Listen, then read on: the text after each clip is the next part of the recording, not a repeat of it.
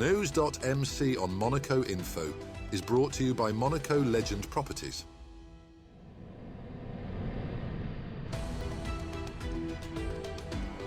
Bringing you news on Monaco's economy, culture, sports and more. Welcome to NEWS.MC, your English rendezvous on Monaco Info. Coming up on NEWS.MC, discover past week's top stories and meet the people who make Monaco.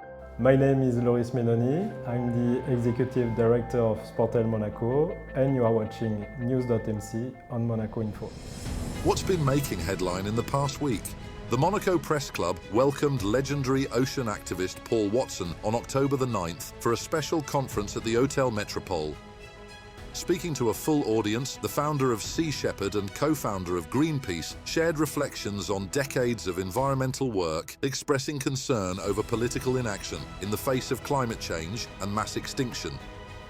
He praised Monaco and His Serene Highness Prince Albert II for their leadership in ocean conservation, but warned of a dire future without urgent global action, predicting the collapse of the fishing industry by 2048 if nothing changes. Watson insisted that lasting impact comes not from governments, but from the courage and vision of individuals.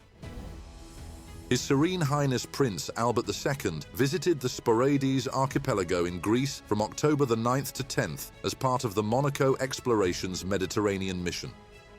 The trip aimed to strengthen ocean protection efforts, continuing the legacy of Prince Albert I's 28 scientific expeditions.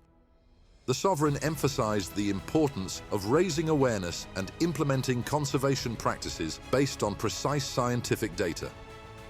He highlighted progress in protecting the endangered Mediterranean monk seal, whose global population is estimated at just over 1,000 individuals. Monaco remains committed to its goal of safeguarding 30% of Mediterranean marine areas by 2030. The president of the International Committee of the Red Cross, the ICRC, was in Monaco on an official visit to strengthen ties with the Principality and renew a vital 3-year funding agreement on October the 10th. This partnership, which dates back many years, helps the ICRC respond rapidly to crises in conflict zones across the globe.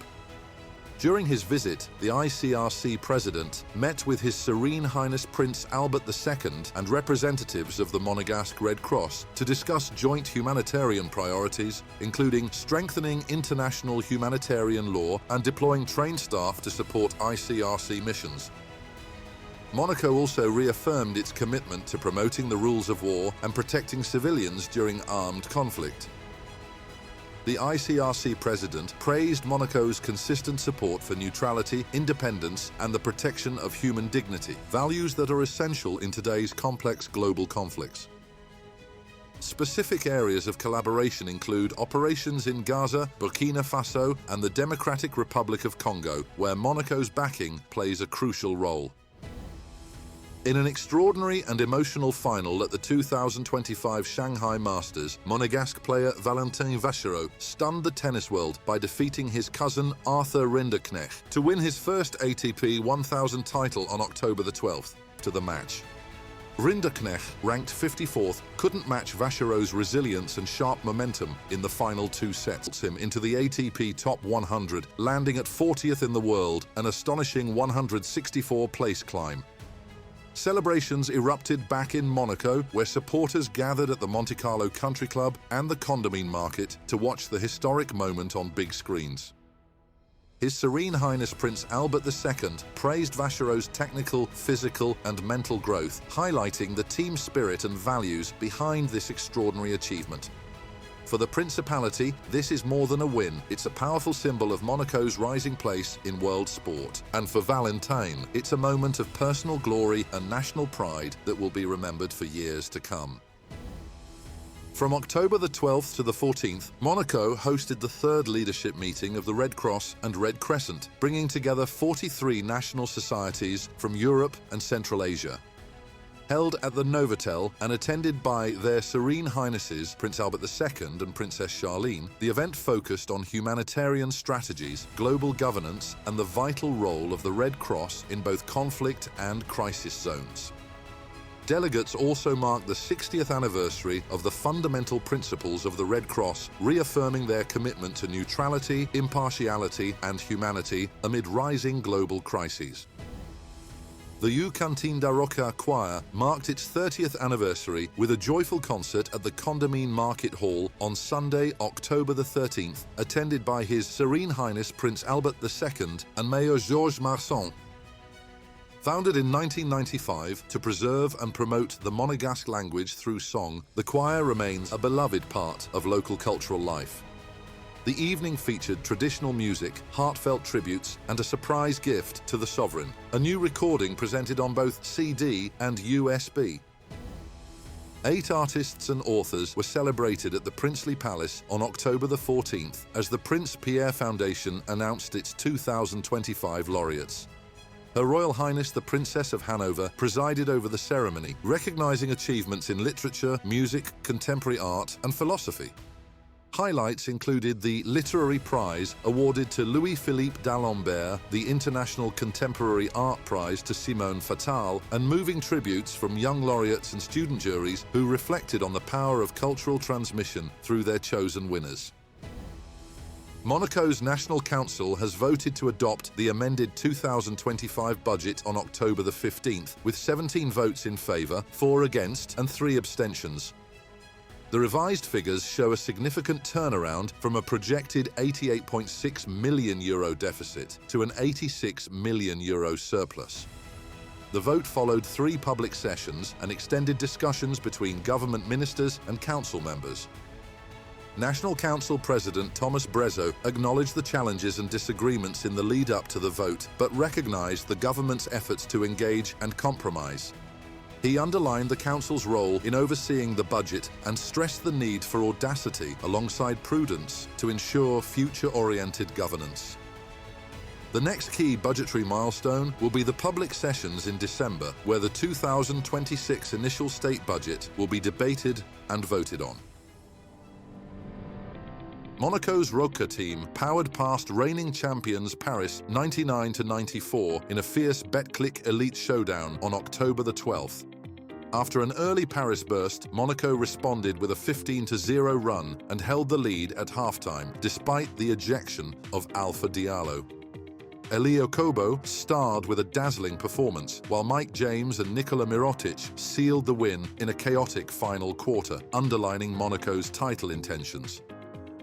Newly appointed AS Monaco coach Sébastien Pocognoli was officially unveiled at La Turbie on October the 14th, bringing ambition and a strong youth-focused philosophy.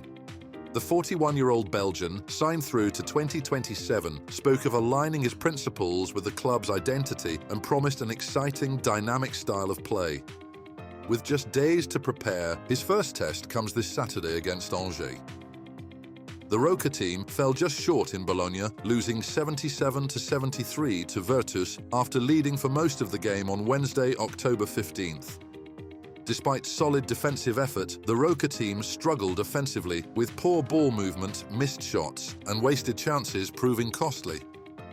Carson Edwards led the hosts with 24 points, while Nikola Mirotic's 16 kept Monaco in touch until a late 9-0 run by Virtus turned the tide.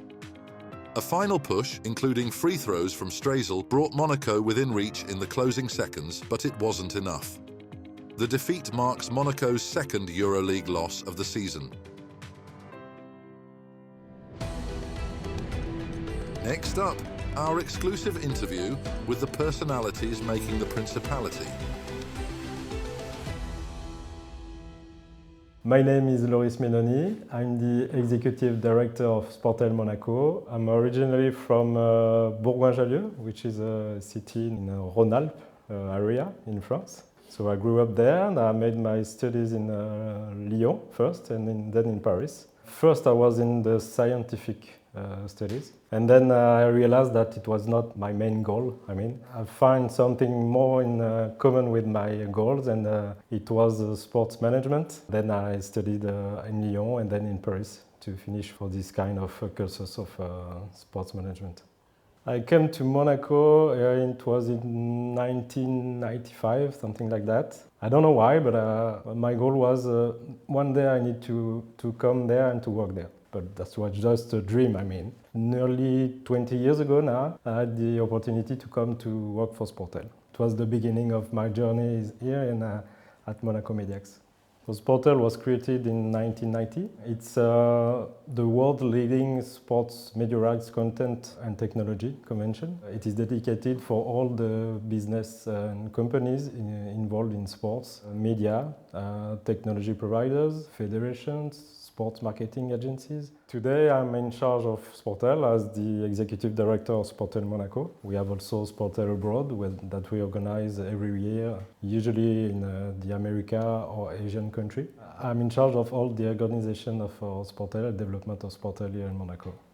Sportel Monaco is the most important market floor for the sports media industry, but of course we have also a high-level conference summit. During this summit we will have a lot of discussion about AI. We have also some topics around the private equity investment, which is a new business in the sports model. And we will talk about also the monetization and production models, new models. Usually we add some just one linear TV, I mean, and now we have the streaming platform. So the discussion is very interesting. The concurrency is also growing, so very interesting for us, and of course for all the people coming to Sportel. We have the big leagues. We have the NBA for the basket, we have the NFL, we have the NHL. For the first time exhibitors this year because they are promoting the World Cup of Hockey next year. For example, we have all the leagues, of course, about football, I mean, all around Europe and the world. But we have also basketball, we have the new sports like we had in the past the tech ball, for example, and then all coming to Sportel to find some new distribution, new streaming potential, etc. So it's very interesting because it's very, I mean, the picture of Sportel is about sports, of course, but all sports. And for us, it's very interesting because we have more than 70 countries represented, so more than 800 companies, and it's a very interesting diversity. So Sportel Awards is the cultural part of Sportel. It is a competition which rewards the most beautiful images in sports. It's different categories like the documentaries, the slow motion prize, etc. So this is a competition, and we also attract and welcome a lot of sporting champions to give them a platform to make some media, press meetings, and I mean, they are the actors of these images, so they have their place at Sportel Awards, and we welcome all these people together, I mean the professional. So if you want some names, I can give you one, maybe it's Marie-Josée Pérec. She will be rewarded this year for the autobiography prize. And we also have different nice events to attend, so it is open to the public. The ceremony is also open to the public, so this is interesting. And this is the B2C, I mean, part of Sportel. The market is still growing, and maybe because of this, numbers of different actors, and of course, depending on the big events like the Olympics or the World Cup, etc., it could change from one year to another, but the tendency is still growing for this market. Monaco is a territory of sports. We know that we have a lot of big events in Monaco, like Hercules, like the Formula 1 Grand Prix. Very strong teams in football. There's Monaco, the Roca team, which is one of the best teams in Europe in basketball. And Sportel originally was validated by the Prince Serene III in 1990. The Prince is a vice president of Sportel. Then we have a strong relationship and support from the Prince and the Palace. The Prince himself is a former Olympian champion, so Sportel is a land of sports for sure. That's all for today. Thank you for watching NEWS.MC, your English rendezvous on Monaco Info. Discover the full interview and more stories on our websites, NEWS.MC and MonacoInfo.com. Next week, we will receive Pierre Froller, world record freediver. This show is intended to provide a summary of the past week's top stories for the English-speaking audience. For daily and real-time news updates in English, please visit NEWS.MC and subscribe to our free daily newsletter. For French news, visit monacoinfo.com. This show was brought to you by Monaco Legend Properties.